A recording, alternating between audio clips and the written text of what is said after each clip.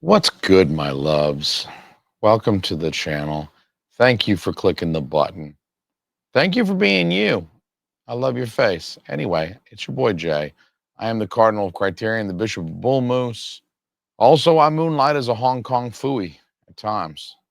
I'm here today to talk about one of my most favorite films of all time. It's actually one thing that I love about the online space of Blu-ray physical media and film commentators, this community of movie people. The nice thing is sharing our appreciation of film. It's something that I love very much. I like experiencing other people's passions, why someone loves a particular film. Sometimes, if that person's appreciation of a movie is compelling enough, it's like contagious.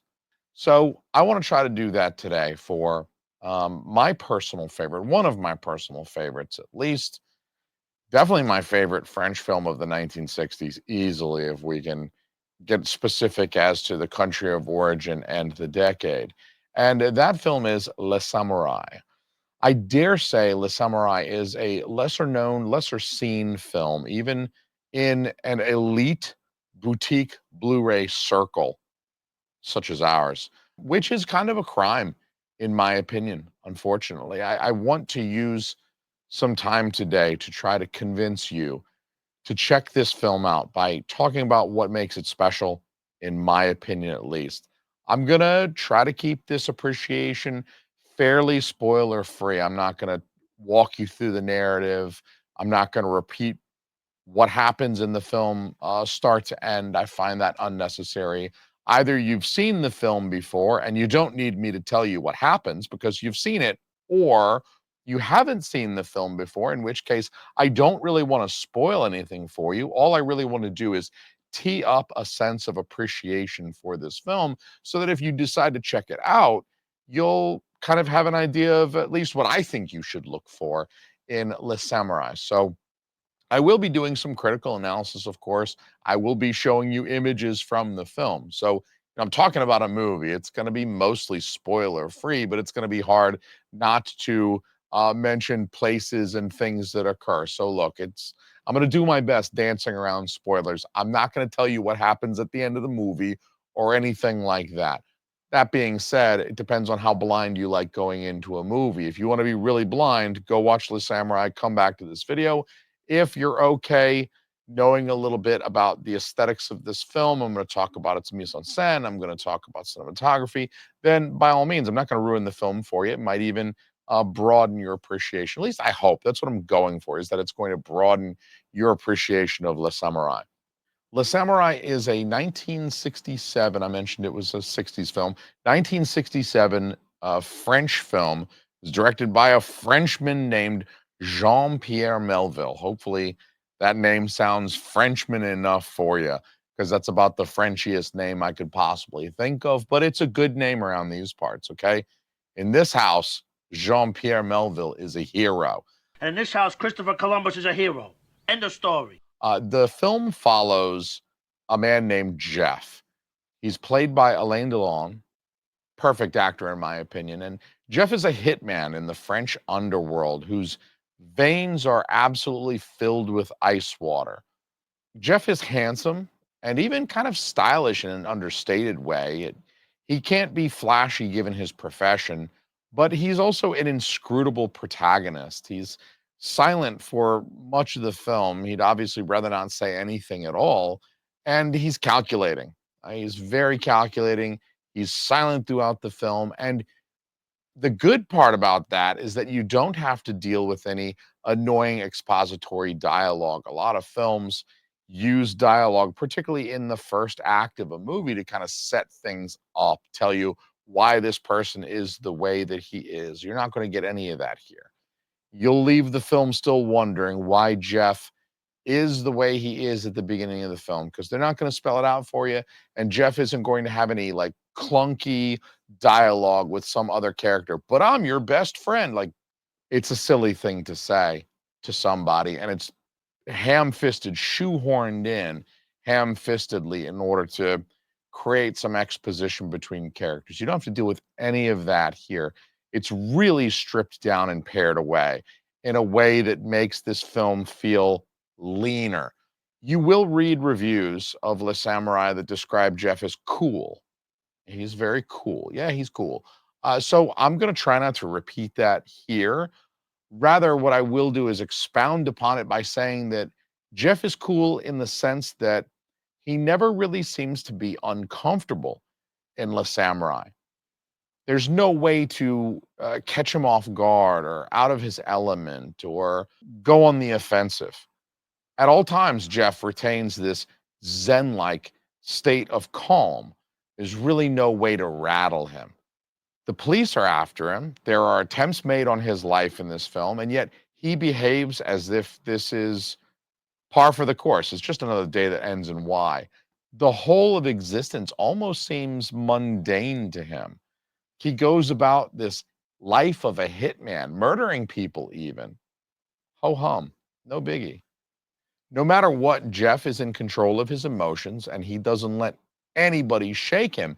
And while his status as a loner is often emphasized in writing about Le Samouraï, he's not entirely without some subtle touches of humanity. At one point, he reaches out to the pianista and gently caresses her head and neck prior to leaving her apartment. And there's also later in the film an embrace that he shares with Jean Lagrange as he bids her adieu. And so there's a bit of softness to the killer as well that he really only demonstrates very briefly. They're over in a flash, and they may not linger with the viewer in the way that Jeff's other qualities do. He goes around killing people, for instance. You might remember that he's a ice cold hitman when you think back on Le Samouraï in years to come. But when you rewatch the film, sometimes you do notice these small touches, these instances of his humanity. And I think they're worth mentioning because they do flesh out and add complexity to his character. And I think they make him a more interesting character. He remains inscrutable. We'll never know what these women mean to him or what he felt toward them because he'll never tell us. And so I want to impress upon everybody at the beginning that Le Samouraï is absolutely not an action-packed thrill ride. I think it's easy to go into a film about a hitman who kills people for a living, expecting something that's just filled with shootouts and bodies flying everywhere, double fisting pistols and shit like that. Jeff's killings in Le Samouraï are few and far between, and they're more like an occasional punctuation rather than providing us with like a lurid visual spectacle. It's sort of like when you are writing an email and maybe one or two words you put in all caps. It emphasizes just that one little segment. If you write the whole email in all caps, you really lose the ability to kind of punctuate or emphasize a certain element. With Jeff's killings in this film, it really does come about at certain specific times and not all throughout the film. This is not an action film at all. There are some shootings. This is not an action film. This film is, however, historically significant. There's an influence to this film. This film coming in the 1960s means that we're a little bit more than midway through the 20th century, and there's quite a bit of film history leading up to Melville making Le Samouraï. So Le Samouraï has several influences, some of which Melville discussed in interviews. He was pretty open about the types of film and filmmaking that he consumed when he was young in the 30s and the 40s before becoming a professional filmmaker himself. So expect Le Samouraï to exhibit strong influences of 1940s American noir. I think there's a big, strong influence there of this sort of moodiness. Le Samouraï has this sort of fatalistic moodiness to it. Much of Le Samouraï takes place at night. There are deep shadows and rain-slicked streets. It very much has the feel of a noir as we follow Jeff through some darkened side road or alleyway as he moves through it alone at night. The Samouraï is fatalistic, like I mentioned. It's as if Jeff's fate is already sealed. There's really no branching paths for him. There's really only one path forward. Film noir often has this sort of fatalistic viewpoint of these characters who are morally kind of gray, sort of shady characters. Film noir is, as such, a great source of early anti hero characters in film. They're morally ambiguous characters that preceded and undoubtedly informed the character of Jeff. You could think of any noir hero that you particularly enjoy, Sam Spade, Philip Marlowe, for instance. Now, there was also the influence on Melville of the French poetic realism of the 30s and 40s. In some ways, French poetic realism was kind of the French answer to American noir, these American films like Double Indemnity and others, Maltese Falcon, I think I mentioned a second ago. These films, of course, were produced in Hollywood, made in America, and internationally renowned as well.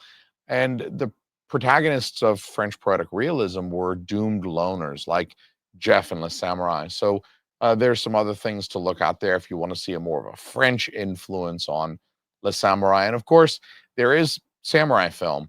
Of course, the title of the film owes itself to samurai film. You wouldn't have Le Samouraï if you didn't have uh, samurai films that preceded it. And there is, of course, the quote in the opening titles of the film opens the film up for us.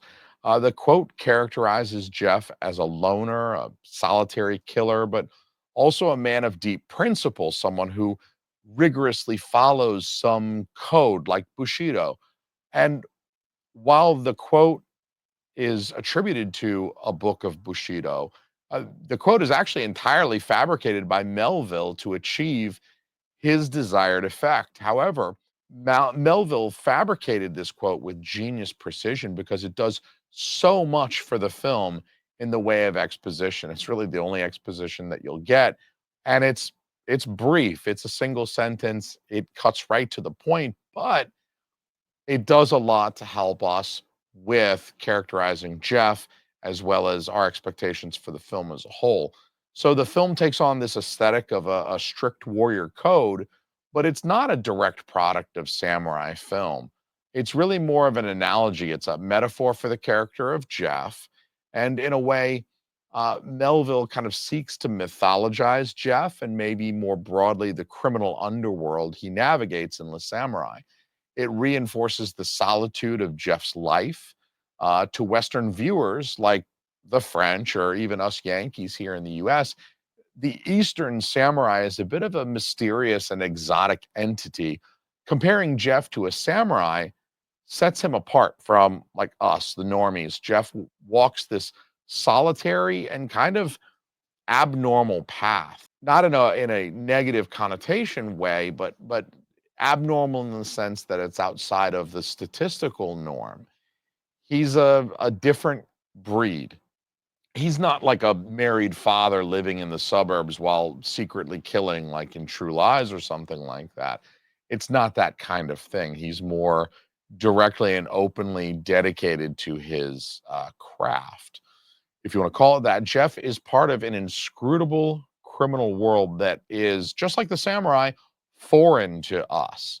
So when we watch Les Samurai, this is meant to be something exotic and foreign and almost otherworldly to us, that this underworld exists and this is how these characters operate. So the comparison to the tiger is similarly incredibly effective. It allows us to see Jeff in a specific type of way by using the tiger as an analogy. Tigers are beautiful, but they're also fearful. They're deadly. A tiger could pop your head right off in an instant. Those things weigh 1,000 pounds or some shit like that. Tigers are also endangered. They're hunted at times. And so this becomes the perfect analogy for Jeff. Not only is he a very handsome man, but he's also very fearful. He's deadly. He'll kill you without blinking at you twice. And he's also hunted. He's pursued by the police. He's hunted by the organization that hired him in the first place. And so, as dangerous as he is, he's not invulnerable, and in fact, he might be even more so because of his status as this kind of rare beast. And so, to sum the historical significance of Le Samurai up, Melville seems to love crime films and gangster films and the film noir films that preceded Les Samurai. So he really seems to have a reverence for the stuff that influenced him, almost like a proto Tarantino. I mean, he's that kind of auteur that makes films, but you can tell he also loves the shit out of films in a way that I think endears somebody like Quentin Tarantino to us as film lovers ourselves. So Melville respects these genres that I mentioned, but he also reimagines them. I mean, he puts his own creative spin on them in the context of 1960s French cinema. I mean, this was during the French New Wave.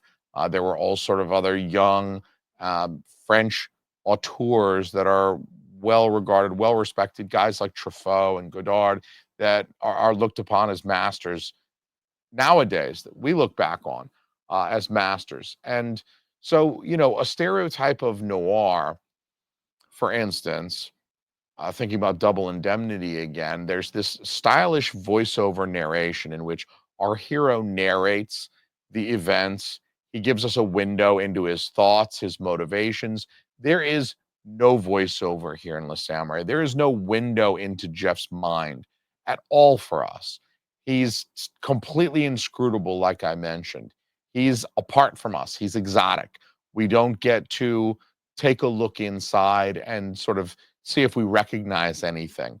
Melville reimagines noir in a way that's very stripped down. It's very minimalist. And like the character of Jeff, who lives this Spartan lifestyle in a near empty flat. Without a voiceover, Jeff remains inscrutable in his motivations, his emotions. We don't know why he's doing what he does. We don't know how he feels about what's unfolding over the course of the narrative.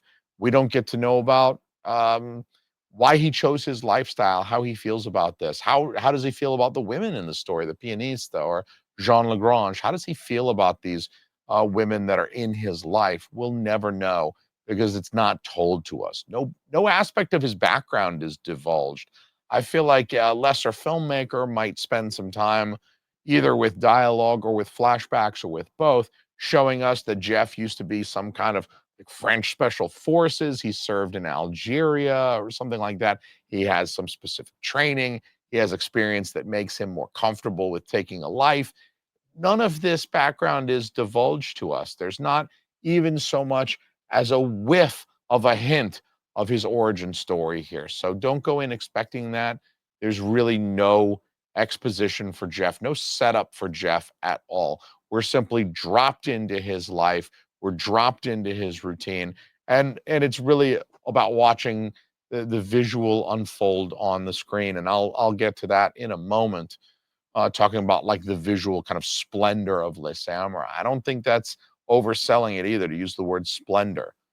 Now, I should also mention that Les Samurai has gone on to influence other works as well. People have been watching Melville since the 60s, and so Les Samurai has been around. And a lot of people who have made films in the 80s and the 90s and the 2000s were fans who maybe went to go see Les Samurai when it premiered in the 60s. So Les Samurai had a high influence on John Woo. In fact, The Killer is a fairly direct remake of Les Samurai. The main character is even named Jeff in The Killer, and the main female co-lead is a piano player in a bar where he had a hit. It's remarkably similar. You can tell he really owes, maybe not so much stylistically, aesthetically, but in terms of the narrative, it's easily an homage of Le Samurai, and John Woo even wrote some of the materials for the Criterion publication that came with their version of Le Samurai that they put out. So, I think um, John Woo used to catch a lot of films in cinemas in Hong Kong when he was a younger man.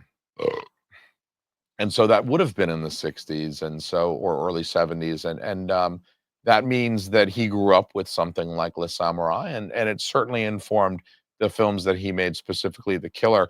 Ghost Dog, Way of the Samurai, also owes a debt to Melville. It has sort of a similar vibe. I guess it's a Jim Jarmusch movie, so again, it may not have as much aesthetically in common with Les Samurai, but I think narratively it takes some of the motifs of Les Samurai, like the Lone Killer, the Book of Bushido motif.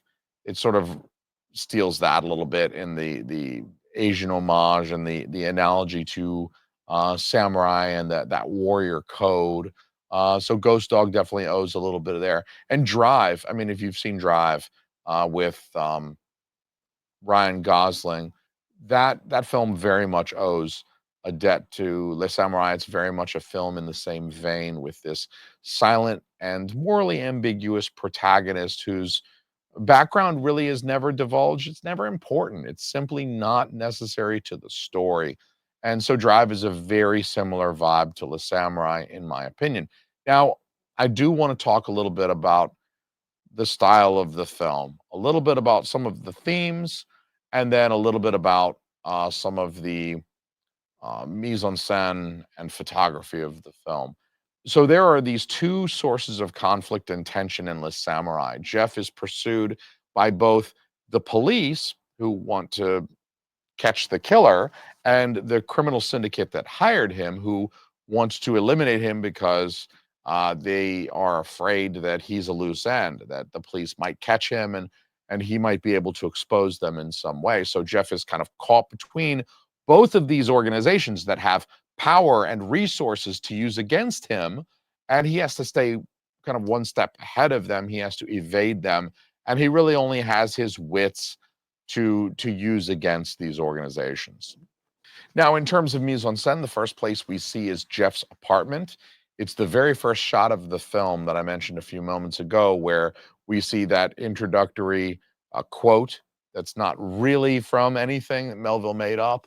Now, we notice that Jeff's space is austere. It lacks any decoration or adornment that would give some indication of Jeff's personal tastes. None of that is here. There are no plaques or photos that hint at his life prior to the events of this film. You know, a lesser film would have maybe an insert shot of some, you know, medals or something like that that tells us he used to be in some kind of military service or something like that. That's not here. We don't see any of that. He doesn't hold on to anything like that, apparently. While it's very sparse, his space is also very organic. It's dingy. Its furnishes and appliances look old and worn. It's obvious that Jeff, he doesn't kill for money to fund a lavish lifestyle.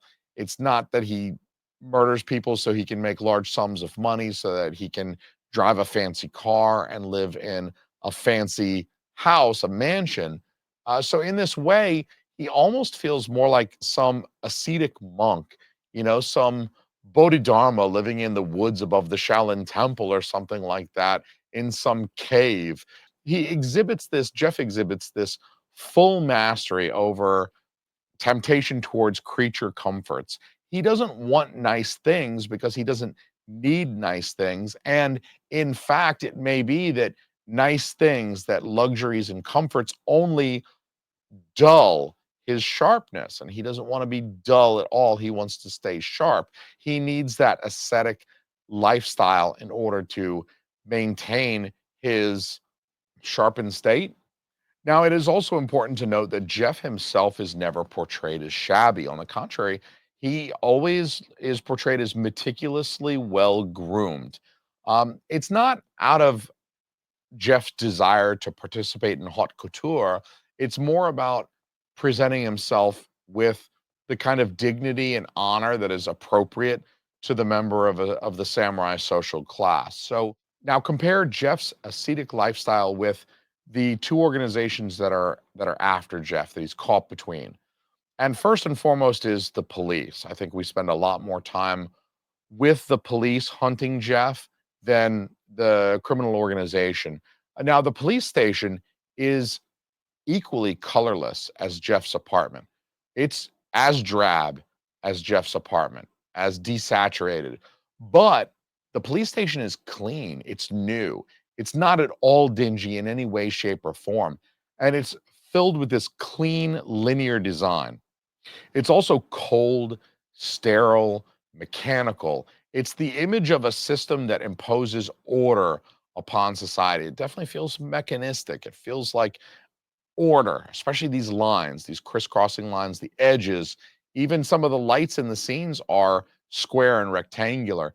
These images that create kind of boxes, these lines create these definitions and boxes, and this is very much the part of the government that imposes order and maintains order.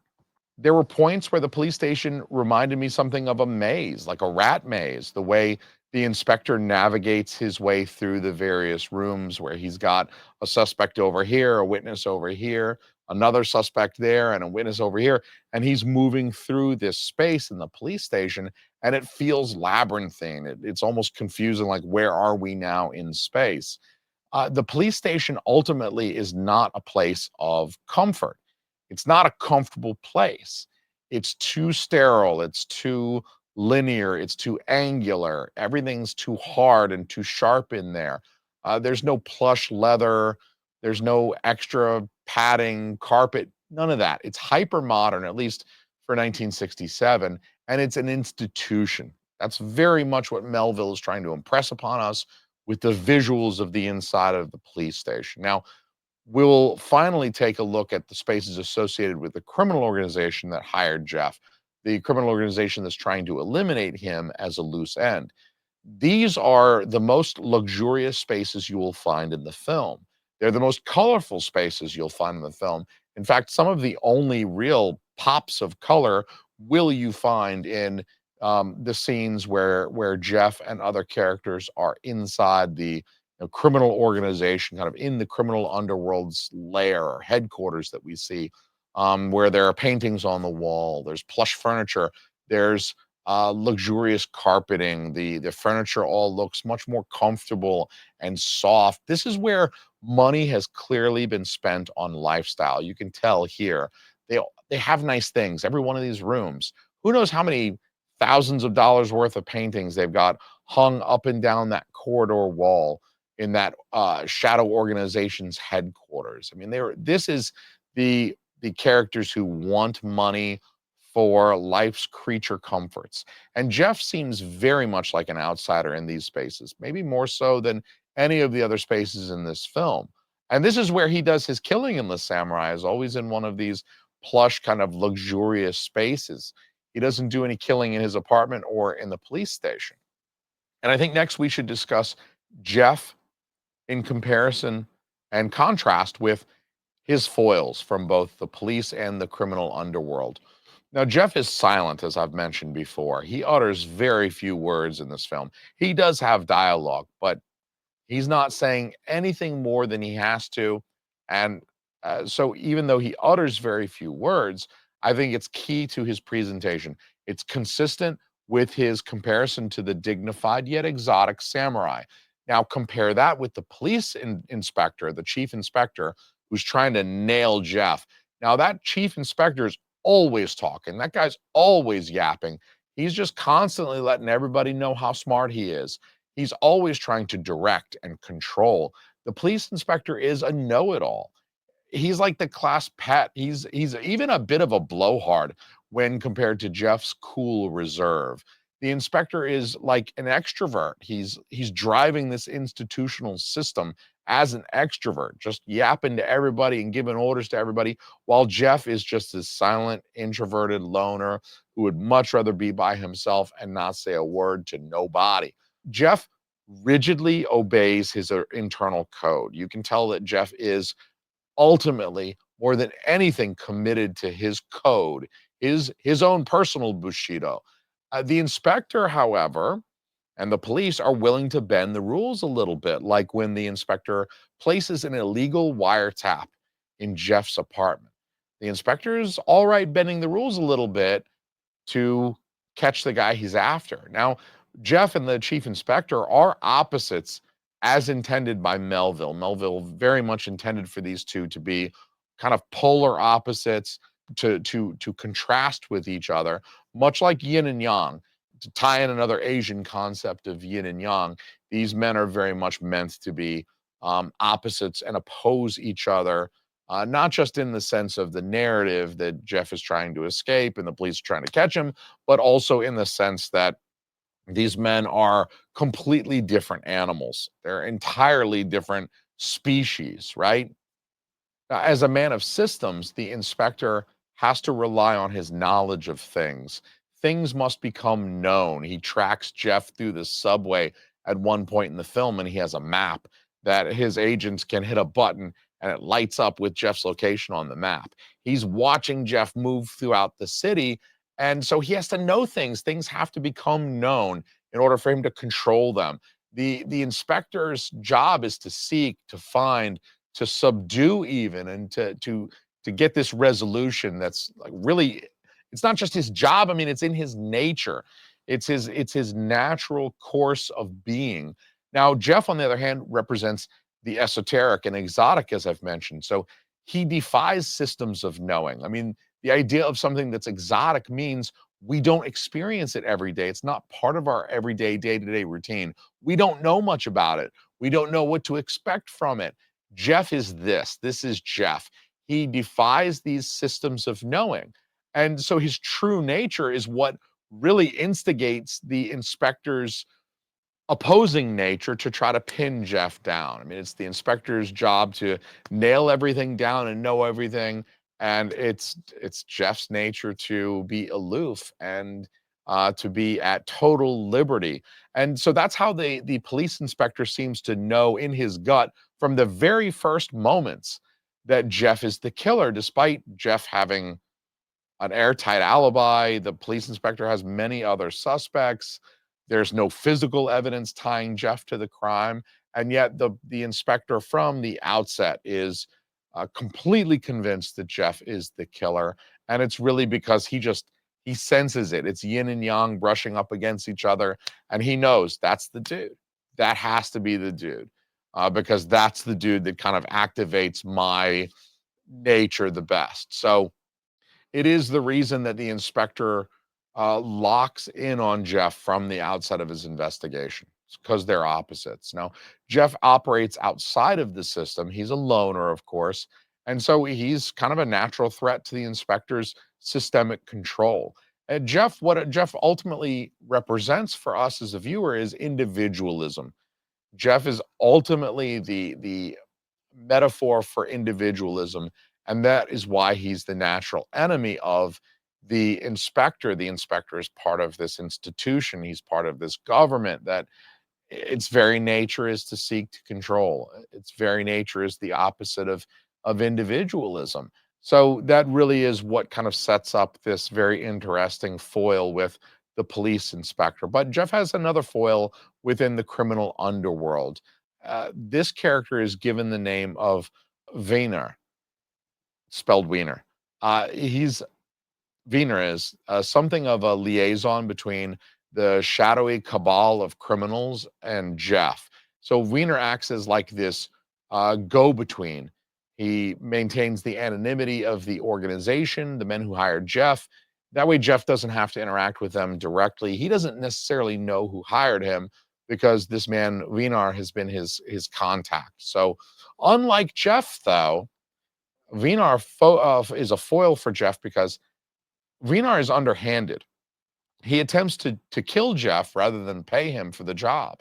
His code of ethics is flexible. Unlike Jeff, Venar is not principled, where I mentioned earlier that Jeff is rigidly stuck on this code, his own personal code of Bushido. Venar doesn't have any such convictions. He's not committed to his own sense of ethics. When threatened, even, Venar gives up his employer's name and address, kind of contrasted to Jeff by seeming somewhat cowardly. When Jeff threatens him, when Jeff beats him up and threatens him with a gun, Venar finally gives up his employer's name and address, the man who hired Jeff. And that allows Jeff to go there and tie up his own loose ends, so to speak. The organization thought Jeff was a loose end, and Jeff had a different idea. One of the things that I've desperately wanted to speak about with this film, I've been wanting to talk about this film on this channel for at least a year or so. I've wanted to gush over this film. But what I appreciate most about this film, even more than all of the interesting things I've already told you, is Melville's visual sensibility. Melville seems to always keep in mind that cinema is a visual art first and foremost. And that's a hill I'm willing to die on. Film existed for decades without synchronized sound and spoken dialogue. And so, in my opinion, sound design of film is always going to be secondary to the visual, the mise-en-scène, the montage, the cinematography. What you see on the screen is always going to be more important than whatever audio is playing simultaneously. You had ought to be able to put a film on mute and still appreciate its visual qualities. And Les Samurai is very much that type of thing. It could be perfectly silent and it would still be an absolutely gorgeous film to look at in a gritty crime thriller kind of way. So, what I want to do is spend the next couple of minutes appreciating some of the visual aspects and showing you some of the visual aspects of the film and the way, specifically the way that it's composed on screen. I want to appreciate Melville's relatively symmetrical framing of Jeff. Jeff is typically seen on screen, oftentimes by himself, appearing alone in the frame. And I also want to appreciate the depth of field that Melville uses as well. Not in every shot. We have some shots between back and forth, shot reverse shot between Jeff and the pianista, where their backgrounds are out of focus, and so you have a much more shallow depth of field there, and that is to focus on the characters as they're speaking to each other. But in most of the shots, particularly as Jeff is kind of moving through an environment, we get to see a great depth of field. There's a very deep depth of focus there where objects far, far back remain in focus, remain with good clarity as Jeff is kind of moving through this space. So an example is the scene where Jeff meets with Venar on the footbridge. He's walking across this footbridge, and we get this long moment of Jeff approaching. And so even though we see Venar in the image as well, we still get the impression that Jeff is moving through this space. He's showing up to this meeting solo, and that's fine. There's also the scene in which Jeff first steals a car. He steals a couple of cars in this movie, but the first time he does it, we see these blurry and distorted images of Jeff through a rain-slicked windshield. And the combination of these images and the score creates a dreamlike atmosphere.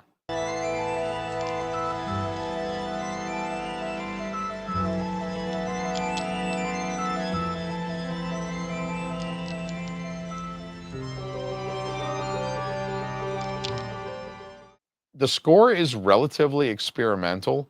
I mean, for me, it foreshadows the later synth scores of like Tangerine Dream, for instance. Tangerine Dream did films like The Keep and Thief and many others. Actually, they've done quite a few films. And so, for me, the score of Les Samurai, while it is not a synth score, it to me is kind of on the cusp of that. Tangerine Dream actually formed in 1967, so when this film came out, we're not too far off of synth music beginning to enter a more popular kind of milieu. I do enjoy how haunting and dreamlike and contemplative the score is. I think it's a great addition to the film, and it really pushes the film in a direction that Melville wants to go versus doing something like heightening tension or underscoring some action scenes, some car explosion or some shootout. For me, the music is perfect for what Melville is trying to achieve. This exotic kind of otherworldly glimpse into this existence that Jeff lives as Le Samurai. Now, there's another scene in which Jeff is led by the police inspector through the labyrinthine corridors that I mentioned of the police station. As they walk down the hallway, they pass under this almost clinical forensic overhead lighting, and it washes down Jeff's back as he walks from shadow into light, back into shadow. You can see that light kind of wash over, pass over him, down his back in a way that it repeats. It's this repeating pattern. The camera pushes gently to follow them, kind of subtly, and it's almost hypnotic. It's actually probably one of my favorite shots in the entire film. And there's barely anything happening. It's just two dudes walking down a hallway, and yet almost mesmerizing to look at. And it's a really relatively subtle camera movement, like I mentioned, and much of the camera movement in Le Samurai is quite subtle. He's got these little pushes and pulls. There's some dolly movements. I'm showing you a few of those now. None of it is overly flashy. None of this is meant to be like edge of your seat, Fast and Furious type of cinema here. All of the photography is meant to be relatively naturalistic. Speaking of which, Melville is notable for shooting on location, which is quite clear in this film. In the streets, the subway, on the footbridge I mentioned. These places are, of course, they're lit naturalistically. Like, how are you going to block the sunlight? And in a wide shot like that footbridge shot, where you're seeing Jeff, but you're also seeing everything around him for many, many feet on either side of him, it really would be very difficult to light him in any artificial kind of way. So we're just getting sunlight, and the naturalistic lighting with the on location shooting, it really gives Le Samurai a very realistic, almost documentary visual style. And so there is one obvious exception. There's a scene that sticks out kind of like a sore thumb where Jeff and the pianista are driving through town. And that has a more artificial look to it, I think, by necessity.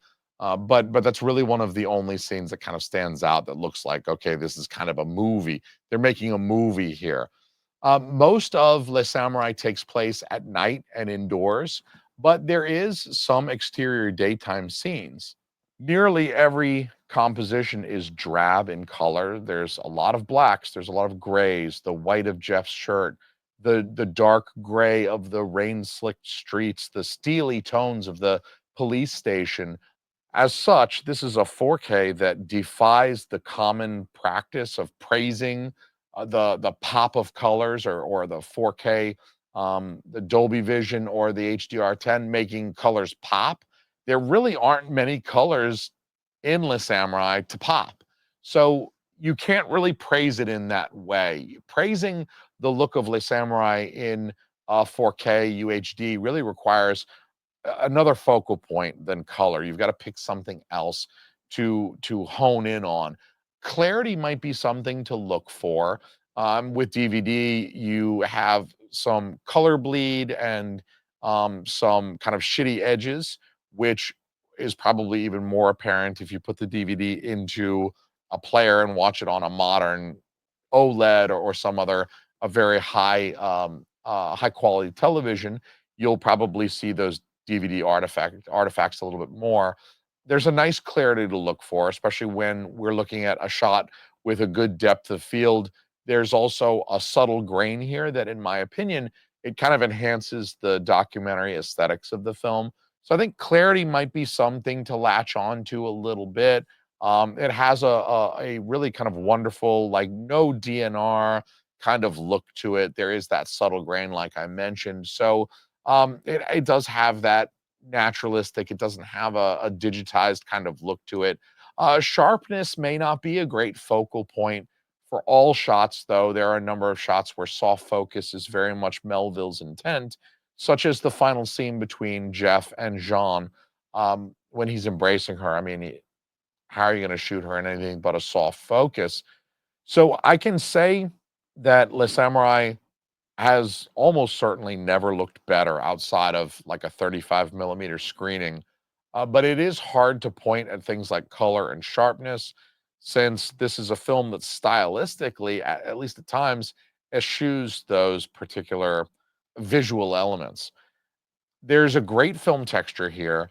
There's a great balance in the darker, kind of more shadowy nighttime scenes, like I mentioned, with some of the highlights. I did mention that scene where they're kind of walking through this darkened corridor, but they're passing under those brighter lights. So you do still get this really great balance of the darker shadows, some great inky blacks, as well as some good highlights that aren't too washed out, and they don't they don't push the color timing in any way that is undesirable or unpleasing to the eye. So it's a very pleasing film to the eye, in my opinion.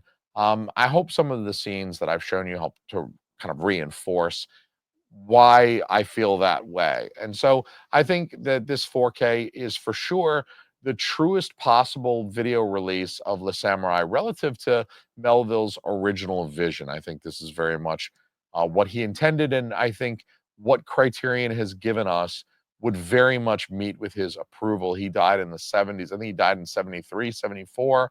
He passed away in the mid 70s, didn't live long enough to see his films come to 4K, but I do think that he is somewhere up in heaven doing like the two thumbs up. He'd have his sunglasses on. Melville was definitely a guy who tried to look cool. So finally, I will say that as I've mentioned before, there are some films that have been influenced by Le Samurai. Films like Drive by Nicholas Winding Refn. If you love Drive, then you already love Le Samurai. I mean, they're very very similar films. There's similarities with Ghost Dog, as I mentioned. There's even a little bit of like Collateral. There's a little bit of Le Samurai in Collateral. Tom Cruise plays this ice cold contract killer in a gray suit. So maybe there's a little bit of homage there as well. So if you like and enjoy these films, I think Le Samurai might be right up your alley. So check it out. I highly recommend this film to fans of like dreamlike crime films, underworld drama, tangerine dream scores, and/or French New Wave cinema. And if you don't like this film, then I am afraid to say you don't have a dick. Yes, it's true. This man has no dick.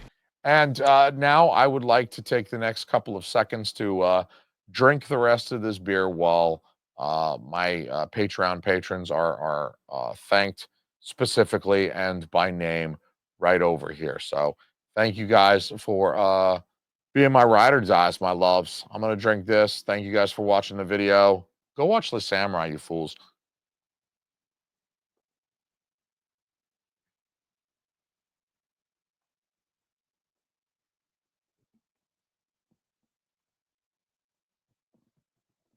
Hmm.